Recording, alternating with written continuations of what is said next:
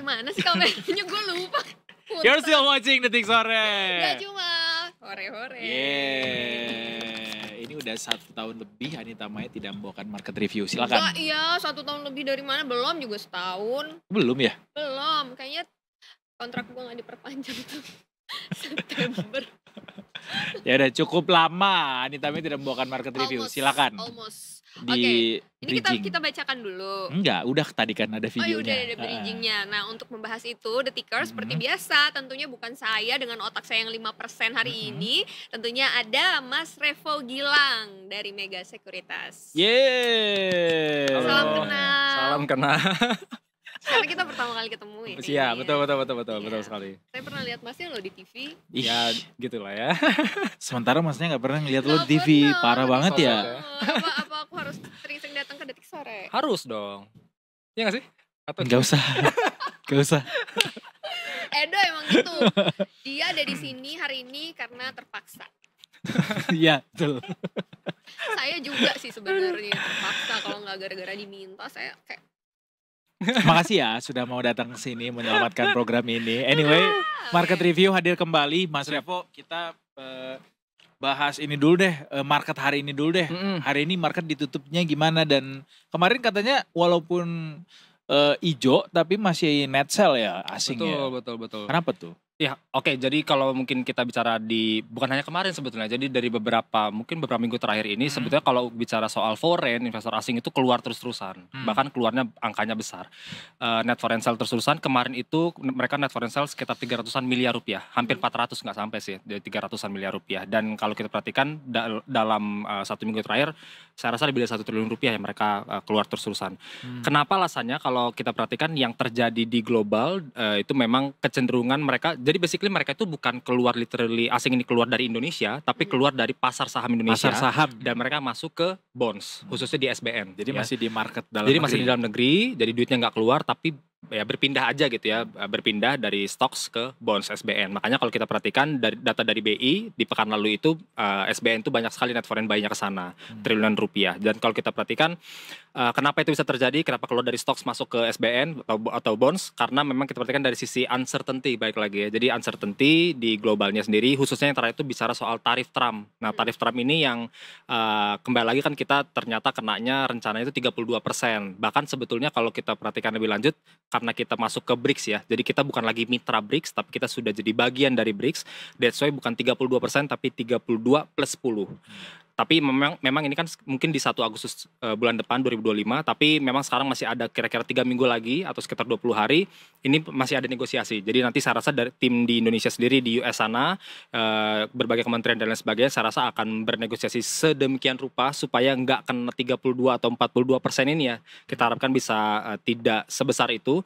Tapi memang kalau kita bicara apakah bisa 0% gitu atau cuma 5%, kelihatannya memang susah banget kita kena tarif impor sekecil itu. Jadi kita bicara soal kayak di Vietnam kalau saya nggak salah sekitar 20%. Jadi paling oke pun 20-25% juga udah bagus banget ya. Gue mau konfirmasi tadi gue tanya sama Edo, kalau sekarang tarif yang dikenakan kepada Indonesia itu berapa persen? Persisnya saya kurang tahu juga persisnya gitu ya. Persisnya kurang tahu. Cuma yang jelas memang ya 32 sampai 42 lah gitu. Itu rencananya. Rencananya kan 32 sampai 42. Yang sekarang. Yang saya kurang tahu persisnya berapa. Kalau yang nanti sekarang lebih tuh ke makro jadi rata-rata kali diambilnya. Jadi gue tuh pengen ini loh, mungkin juga kan The Tickers juga kok dianggapnya tinggi, apakah sekarang lebih rendah? Berapa rendah sih sekarang itu gitu loh maksudnya. Harusnya lebih rendah ya, kalau karena kita kan kekhawatirannya 42%, berarti harusnya kan lebih dibanding itu. Angka persisnya saya nggak tahu exactnya berapa. Kata Edo 10%. Saya tahu Mas, beberapa komunitas 10%, Oke. beberapa ada yang 15. Tapi Beda-beda kita ya. ambil aja batas bawahnya 10. Oke ya, udah berarti kayak gitulah ya. Kurang lebih. Karena aku ingin tahu ketika dibilang tinggi itu seberapa tinggi dari yang sekarang gitu. Tinggi banget. Cukup mempengaruhi banget sih. Jadi market-market yang memang banyak ekspor ke sana. Jadi kita itu banyak ekspor ke US, khususnya itu bicara soal footwear, apparel, kemudian juga electronic part, electronic things kayak gitu. Itu memang banyak ke sana. Dan juga emiten-emiten kita yang berhubungan yang cukup banyak ekspor ke sana, furniture, kayu, itu beberapa juga yang bahkan puluhan persen kita ekspor ke sana. Itu juga kena dampaknya. Pulp and paper juga ada yang kita ekspor ke US juga. Sejauh ini dampaknya seperti apa? Karena kan memang ini belum fix. Kemudian juga masih Pak Erlangga Hartarto juga akan ke sana untuk negosiasi Betul, begitu kan ya di sana. Tapi sejauh ini dampak yang sudah terasa di bidang atau di sektor ekonomi ini apa? So far yang terjadi di Indonesia di secara sektoral maupun secara precise spesifik emitennya itu to be honest belum ada dampaknya. Jadi bahkan cenderung Tapi mereka apakah membuat aja misalnya sih. yang mau dikirim terus akhirnya jadi dikurangin nih gitu jumlah pengirimannya gitu misalnya? Justru karena tarif impor yang dikenakan terhadap Indonesia 32-42% ke US, ada kemungkinan mereka akan jadinya either banting harga, diturunin harganya supaya net profit marginnya Lebih tetap gede? enggak. Enggak. Justru kalau mereka nurunin harganya, misalkan harusnya mereka jual 10.000 lah gitu. Tapi karena ada tarif dan masalah gini, mereka kan nggak mungkin jual yang tinggi banget juga harganya. Nanti nggak ada yang mau beli dong. Kalah saing sama industri lokalnya di US. Jadi kemungkinan mereka akan bikin harganya cukup rendah supaya tetap bisa bersaing dengan industri lokalnya di US, sehingga net profit marginnya akan makin kecil. Jadi dampaknya adalah mereka mungkin tetap bisa ekspor ke sana, tapi NPM atau net profit margin makin kecil, otomatis nanti berhubungan dengan bottom line atau net profit after tax-nya akan makin kecil lagi. Kalau net profitnya makin kecil lagi, berarti kan mereka agak cukup mereka tidak dilirik oleh investor karena kan net profitnya kecil gitu, turun mungkin ya dibandingin periode sebelumnya. Jadi dampaknya ke situ sih dengan tarif yang cukup tinggi ini. Atau intinya adalah NPM-nya itu turun. Karena mereka harus nurunin harga kan supaya bisa bersaing dengan industri lokal di sana. Intinya gitu sih. Merdeka. Nah, Sangat berapi-api Mas Revo. Makasih banyak.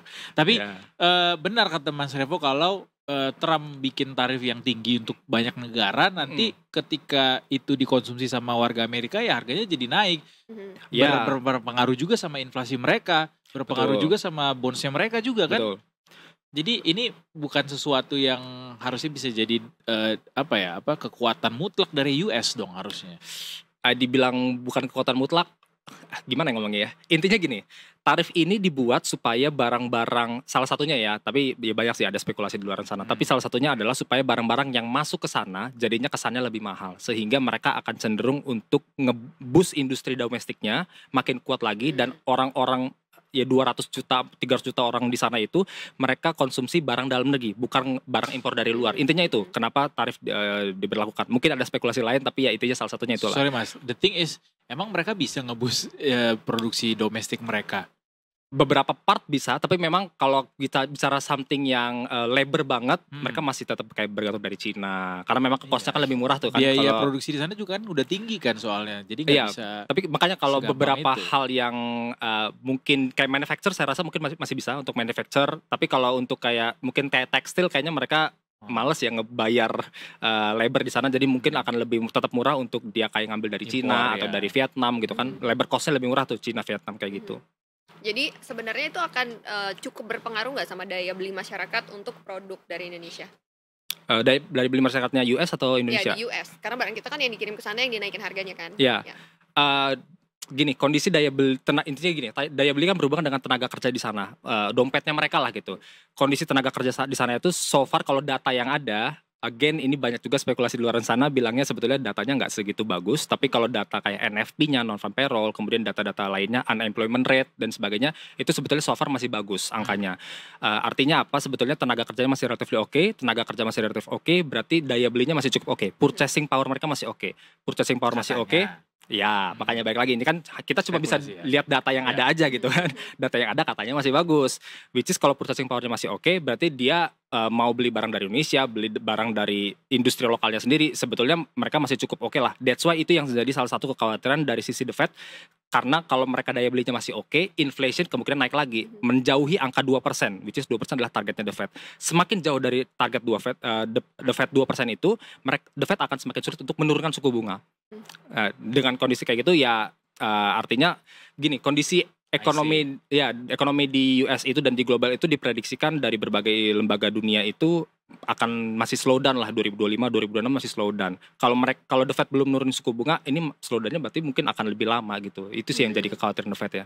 Dan pertanyaan selanjutnya adalah apakah saat ini masih cukup relevan menganggap The Fed adalah dewa dari segala macam currency yang ada di dunia ini? Ya sejauh ini patokannya kita itu ya, masalahnya gimana dong? Kan sekarang udah mulai dedolarisasi, orang udah gabung ke aliansi BRICS, ada yang lain lagi kayak semua berlomba-lomba Betul. ninggalin dolar gitu. Ya. Jadi kayak apa The Fed nih masih punya daya tawar yang cukup tinggi nggak supaya orang-orang nggak berani macem-macem sama Amerika. Kalau sampai macem-macem sama Amerika nanti The Fed nih yang diandelin nih gitu kan. Untuk sejauh ini gini, kalau kita bicara 5 tahun atau mungkin kurang dari 5 tahun, BRICS dan kawan-kawannya dan dolarisasi yang ada di berbagai negara, saya rasa masih belum cukup efektif untuk bisa menghajar king dolarnya itu sendiri. Oke. Dan adidaya atau superpower dari negeri Paman Sam itu sendiri saya rasa masih akan sulit lah kalau kurang dari 5 tahun. Jadi Tapi itu kan benar-benar kita Indo ya. Sorry Mas. Beda itu. Iya, Lanjutin Mas. jadi itu benar-benar takes time banget untuk bisa menghantam si king dolarnya sendiri. Karena kenapa? Jadi gini, foreign exchange reserve atau cadangan devisa di global itu 50% lebih atau hampir 60% itu Dolar. menggunakan USD Hmm. di global. Dan sampai saat ini saya lupa data terakhirnya Q4 tahun lalu atau Q1 tahun ini itu masih 50 mungkin 57-58%. Hampir 60% foreign exchange reserve dunia itu pakai USD. Artinya dengan gembar-gembor BRICS yang sudah ada beberapa waktu terakhir ini cukup itu kuat, belum bisa ke sana dan itu benar-benar butuh takes time banget untuk bisa dedolarisasi dalam jumlah yang besar. Kalau yang kecil-kecil ya Cina memang sudah lebih ke gold, mereka ngurangin porsi US Treasury, betul memang, tapi itu butuh waktu long time banget Dalam untuk riset 5 tahun pun nggak cukup ya. I think belum lah itu. 10 tahun? Wallahualam ya. 15 jadi cenayang gitu ya. Oke. Iya. By the way deh, gue Apa? mau tanya, kita tuh tetap ada ini gak sih, kita penutupan pasar Tetap, gitu? tetap. ada Tetap ya, Tutup tetap. pasar. Oke. Maaf Mau ya, ditutup. karena saya Cukup baru jauh nih. gitu Oke, ya. siap. Udah siap. Kan udah jam 4. Betul, Iya. jam 4 lebih. Coba Iya. Mas Revo kali yang nyampein berapa. Iya dong, Mas Revo Oke. dong. Jadi sekarang 422 itu closing plus 0,88%, ditutup di 7.005,37. Ya 7.000 lah gitu ya. Ini level psikologis lagi. Kemarin di 6 ribuan, sekarang sudah di 7 ribuan lagi. Kenapa dia bisa naik? Saya rasa lebih ke arah sentimen yang cukup positif lah ya dari sisi saham-saham IPO ya. Jadi di pekan ini ada 8 saham IPO dan di hari ini saja itu ada 4 yang IPO yang listing, dan 4 itu seingat saya ada 3 dari 4 itu ARA. Dan yang listing kemarin pun itu juga masih ARA. Jadi Sorry bentar Mas ya. Ah. Aku lupa dong arah itu Arah. apa ya? auto reject Auto reject atas. Jadi dia udah Naiknya kelewatan. Iya, mentok aku atas lupa gitu. Mbak Sheryl, maafkan ya. Satu lagi apa lawannya Ara? Iya, ada lagi lawannya. Abu Rizal, ARB. Oh iya, Auto ARB. reject bawah. Auto reject bawah, Now you know? auto reject atas. Betul. Exactly. Jadi Luar biasa. Terima kasih sudah merefresh otak saya. Berapa? Kalau Ya berapa persen ampun. naiknya biar Ara? aduh. Atau berapa persen turunnya Emang biar ada ARB? itunya? Ada Ada rumusnya? batasnya, ada batasnya. Berapa? Tergantung range harganya. Cuma Tergantung range harganya, Dok. jadi ada yang 20-an, ada yang 35. Tergantung range harganya. Range harganya. Terus. Ada yang 20-an, ada yang 35%. Paling Oke, tinggi. oke. Iya. Tergantung range harganya ya, Dok. Ah. Ada yang 20 sampai 30%, 5%, tergantung. Range harganya tadi. Tergantung range harganya. Iya betul Betul. sekali. 100 juta rupiah. Tolong ditransfer ke rekening saya Iya ya. benar. Jadi hari ini tadi ada yang Ara 2. Dua ya? Lebih dari 3. Yang hari ini IPO saja itu sekitar 3, cuma yang kemarin tuh masih ARA lagi. Jadi mungkin Oh, yang 5 kemarin atau masih ARA lagi masih ya? masih ARA Ih, juga. Demand-nya masih nyayur kenceng banget. Demand-nya luar biasa Susah ARA nggak ini. dapet saham IPO-nya kemarin? Kita pesen banyak tapi ternyata dapetnya dikit. Ya udahlah, mau diapain kalau kita ngomong gitu kan. Yang mesen banyak, Bro. Cuan berarti. Yang mesen banyak nih. Oh, bisa nitip. Hah? Enggak dong. Bukan nitip dong. Iya, ngerti. Kita ngerti, mesen ngerti. sendiri Iya, gitu. iya. Tapi Dari itu situ sih. gorengan enggak? Aduh. Aduh. Kenapa kayak gitu pertanyaan? Spekulatif gitu. Biasanya kan Iya. saham-saham IPO tuh saham spekulatif. Ya, Tergantung dari beberapa dia masih under value sebetulnya. Secara Ah. PE ratio masih under value, dan memang kita juga nggak bisa nutup mata juga ya soal underwriter itu yang juga banyak juga dibahas. Kalau underwriternya ini, oh sahamnya ARA. Kalau underwriternya itu, oh sahamnya kurang gitu. Iya. Ada juga memang yang kayak gitu Sorry mas, spekulasi. dia gak tahu underwriter, Aduh. dia tanya under the sea. Underwater kalau gue taunya. Iya. Gue mau tunggu dia selesai ngomong dulu, baru gue mau tanya nih sebenarnya. Tenang aja mas, Underwater itu dia apa? catat semua yang aneh-aneh tuh tadi istilahnya dicatat terus tanya lagi ke mas. Nggak Oh apa-apa iya ya? iya. Tapi nggak usah di-mention lah ya underwriternya apa. Itu ditebak-tebak aja lah ya. Nggak usah Kasih lah tahu ya. aja underwriter tuh apa sih? Gitu. Itu yang intinya adalah dia membantu untuk proses listing dari suatu saham gitu. Jadi saham bisa listing di Bursa Efek Indonesia, butuh underwriter atau UW. Dia butuh untuk IPO-nya. Untuk IPO-nya tuh butuh underwriter. oke. Nah, ada beberapa underwriter kalau kita bicara soal historis atau historical, itu biasanya kalau dia yang ngebawa biasanya Dia sahamnya dapet. ARA. Enggak, biasanya sahamnya ARA kalau dia yang ngebawa emitennya gitu. Tapi kalau I see. kalau underwriter yang lain kurang bagus nih secara historis kayak gitu. Jadi ngerti, biasanya ngerti. kalau retail itu Carrier-nya lah ya. kita ngelihat underwriternya siapa, bagus nggak gitu. Biasanya kalau dia bagus nih gitu. Itu ada Nanti- spekulasi Nanti gitu. bisikin ya, Ya bagus mungkin ya. ini aja lah ya dari Ya nanti Ya, aja. aman nggak usah aja, sekarang. aman. Ntar disangkain kita ngasih rekomendasi lagi. Aman aja, Enggak aman, kan? aman. Ini kita membahas ini aja. Iya. Ada yang sentimen nih. Apaan ya? Gak ada yang sentimen. Gak ada yang sentimen. Kita belum selesai. Oke. Iya. Belum selesai habis ini. Hmm. Jadi tadi ditutupnya di 7.000, level psikologis naik 7.000, lagi. Walaupun ini betul. sebenarnya dalam 1 bulan terakhir juga kita udah pernah nyentuh 7.000 ya. Betul. Tapi apakah akan naik bisa lebih tinggi lagi Mas untuk sampai akhir minggu deh? Sampai Jumat lah ya. Sampai Jumat. Besok closing harusnya sih masih oke ya ini. Even though nanti kita lihat jam 5 ada net foreign sale lagi kayak kemarin lagi gitu ya. Hmm. Tapi memang ini luar biasa sih antusiasme dari atau demand dari saham IPO itu tadi. Kemudian juga kita bicara di hari ini itu soal IDX Finance atau bank plat merah ya. Jadi banking plat merah serta juga ada yang kita bicara soal properti sektor itu lagi naiknya lagi kencang banget juga. Jadi saham-saham yang memang related to the interest rate atau suku bunga acuan, karena kenapa? Kelihatannya pasar itu menilai akan terjadi pemangkasan suku bunga nih dalam waktu dekat dari BI. Jadi BI itu ada rapat Dewan Gubernur di minggu depan. Dan untuk saat ini ya early projection memang cukup banyak beberapa sekuritas itu yang memperkirakan atau ekonom, analis memperkirakan terjadinya pemangkasan suku bunga. Kenapa? Karena rupiahnya menguat. Oke. Cenderung rupiah kita menguat 16.200-an lah gitu ya. Inflasi masih terjaga, cadef kita masih kuat. Ya apa ya globalnya juga relatively gencatan senjata, terus sebetulnya tarif Trump ya so-so lah ya, ini belum kelihatan dampak yang gimana banget, jadi that's why butuh ada support untuk diturunkan suku bunganya sendiri, makanya kita bicara soal IDX Finance, IDX Property itu sekarang naiknya kencang banget gitu sih. The Fed kapan lagi FOMC Mas? Bulan ini Apa? ada air kayaknya 30 atau air Dan bulan deh. kemungkinan rate cut juga. Kelihatannya kalau dari survei CME Factor School itu masih ditahan sebetulnya. Oke. Di 4,5% masih ditahan, cuma BI kelihatannya akan forward, akan duluan nurunin lagi kelihatannya. Kita lihat nanti di Senin dan Selasa pekan depan rupiah gimana nih gerakannya, volatil atau enggak. Boleh nggak dijelasin pakai bahasa manusia normal, Mas? Ya, yang Biar mana saya nih? ngerti Yang mananya barusan nih? diomongin. Red cut, pangkas suku bunga. Jadi Red cut Anda berapa? Oh, kalau red card saya ada, nanti saya kirimin. di Instagram. Oh, kalau posting gitu. Benar. Dia 15 juta satu story. Oh, Amin. mahal juga. Oh ya. Amin Tuhan, ya Allah. Amin. Nah, Gimana Mas? Red cut? Jadi suku bunga acuan itu jadi gini, kalau kita mau minjem Kata atau Mas Revo, Banyak ini juga gue ya. ngulangin nih, Nggak ulang apa-apa. pelajaran nih biar gue semua nih. belajar, Yang nonton biar kan semua tahu beda-beda juga. tiap hari. Betul.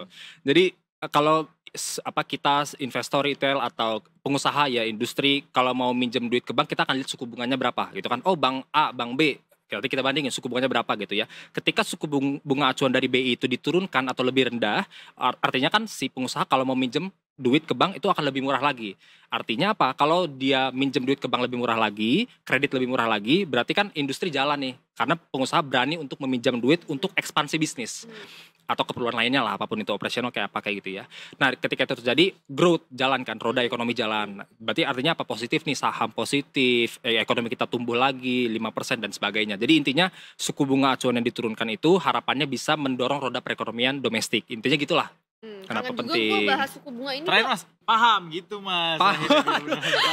Gue baru mau bilang, gue kangen pembahasan ini. Pemangkasan suku bunga, terus The Fed, The Fed. BI ya. Bunga ya, KPR ya, gimana ya. bunga KPR? Gak tau, gue gak peduli. Bukan dia Nggak yang punya, bayar. Yang bro. bayar. Soalnya tahun lalu gue lumayan ada isi otaknya, Mas. I see, I Karena see, I tiap hari see. diajarin I sama see. Mbak Sharon dan Mbak Sandra. Ya. Sekarang udah turun ya, lagi ya. ya. Karena Sekarang kemarin udah sempat udah kosong. 80% ya.